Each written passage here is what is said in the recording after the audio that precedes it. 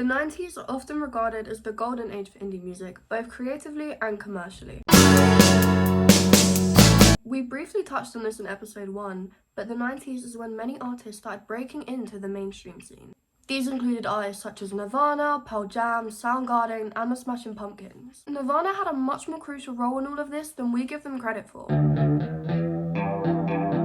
The indie 90s effectively started a few months after the September 1991 release of Nirvana's second record. Smells Like Teen Spirit knocked Michael Jackson's Dangerous off the top of Billboard's album chart. Somehow, a disjointed punk band had toppled a corporate legend. And after Kurt Cobain's tragic passing, it didn't cause the musical establishment to give up hope on indie rock. And in the UK, indie music played an equally central role to the 90s pop scene.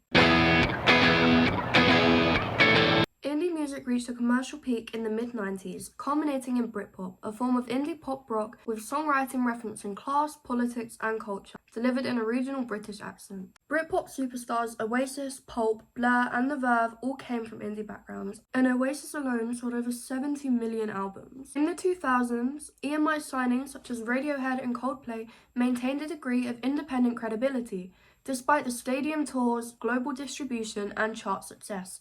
But arguably, the biggest indie draw of the 2000s was Sheffield's Arctic Monkeys, who rose through their interactions with fans via MySpace. Shortly after this, they had their 2006 Whatever People Say I Am, That's What I Am Not reach multi-platinum sales and international recognition. But let's forget about the music for a second. It's a documentary on a music genre. But there were other factors that contributed to the rise. Let's talk indie sleaze.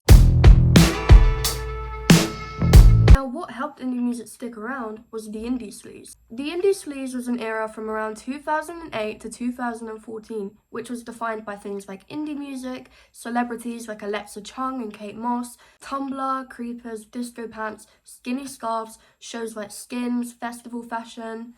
The growing presence of the internet meant that anyone could get a guitar and start a band. But with all of this, all of the history, how long did indie music really stay around for? How long did it take until it fell?